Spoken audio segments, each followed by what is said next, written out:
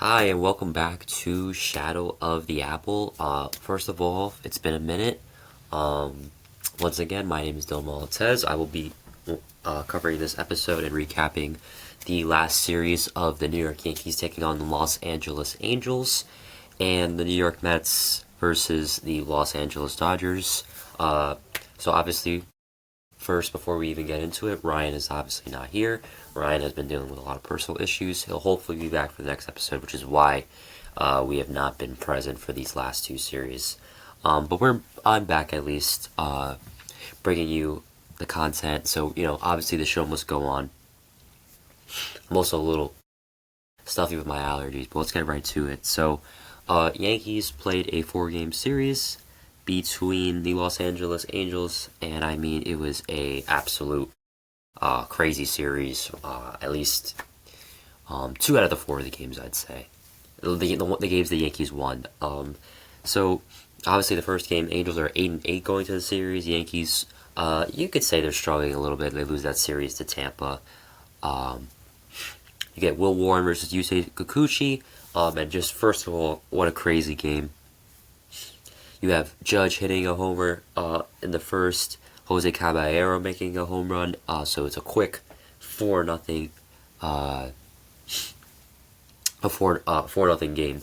Jorge Soler got the Angels started, who didn't serve his suspension until the fourth game of the series between the New York Yankees and the Los Angeles Angels.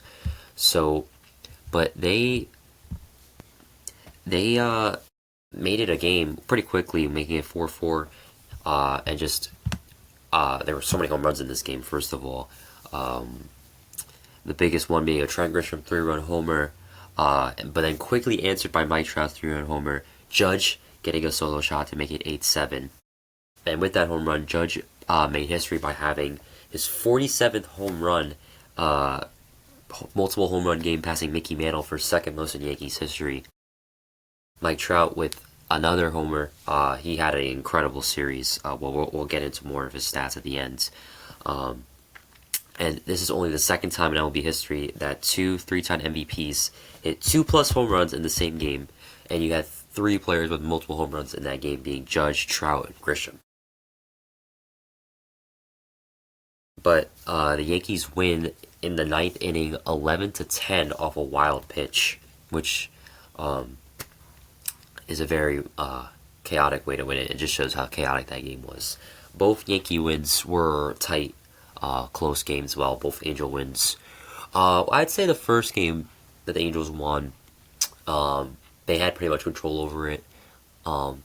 Angels didn't really take control of that game until the eighth inning in that last game, when you have Joe Adell hitting a grand slam in the eighth inning.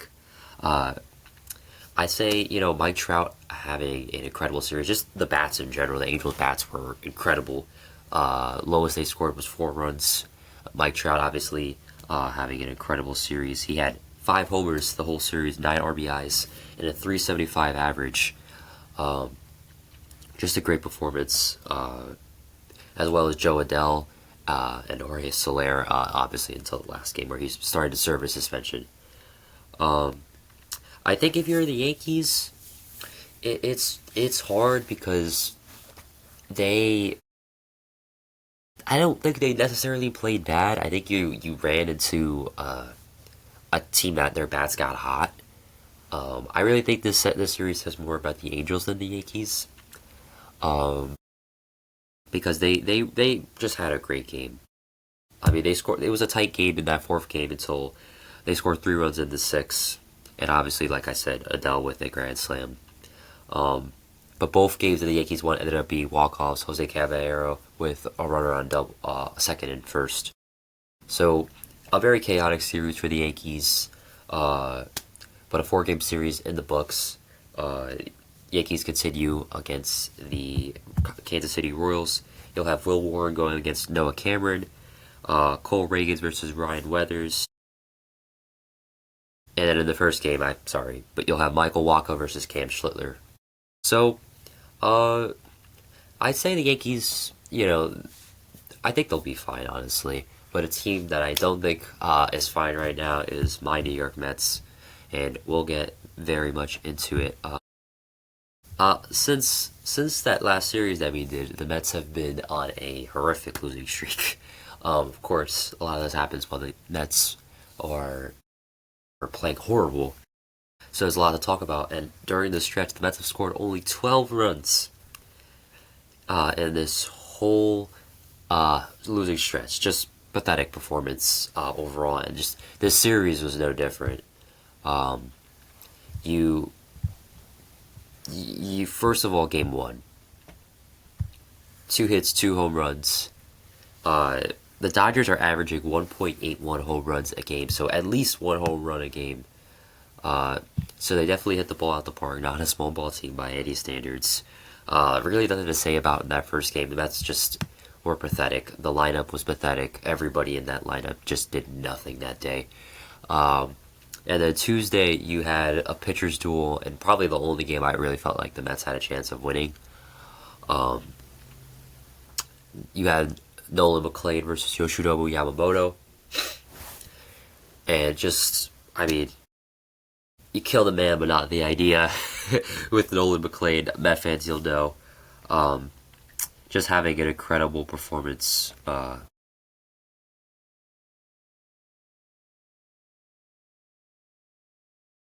Because you have Nolan McLean with only 1 earned run on 2 hits, 2 walks, while striking out 8 batters over 7 innings. I mean, his stuff was just nasty.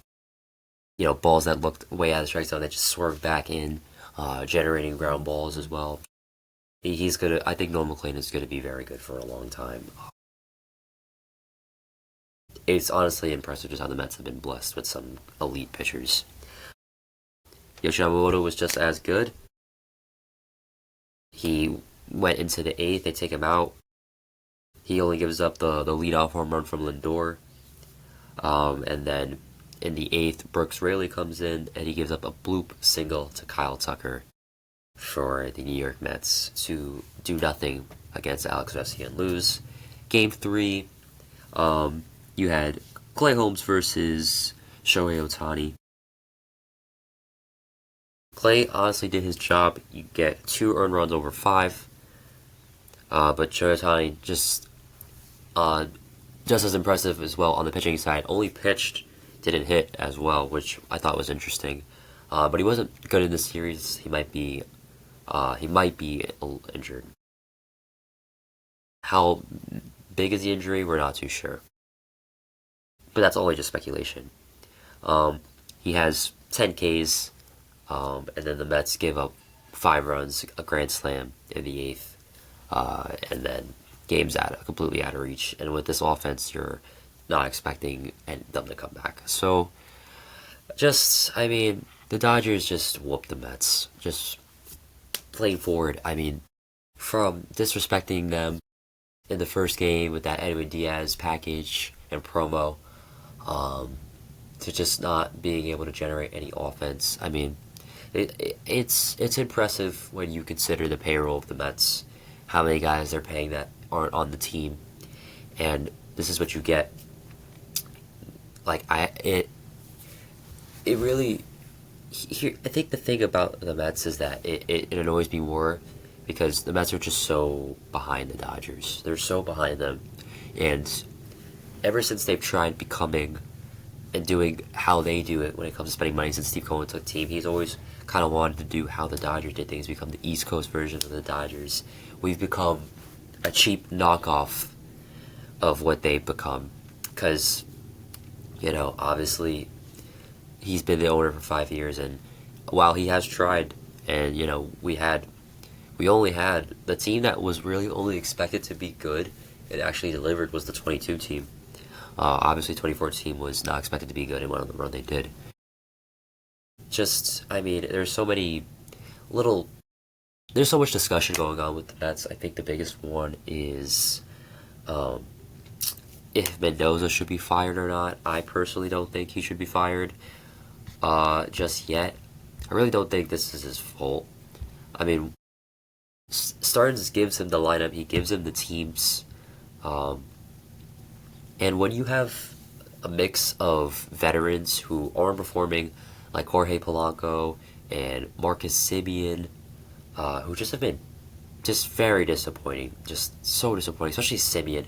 When you trade a lifelong player like Brandon Nimmo, um, and you just Marcus Simeon just looks washed. In return, you just get a guy who's clearly lost his bat and lost his prime. The glove is definitely still there, but Jorge Polanco is clearly playing hurt.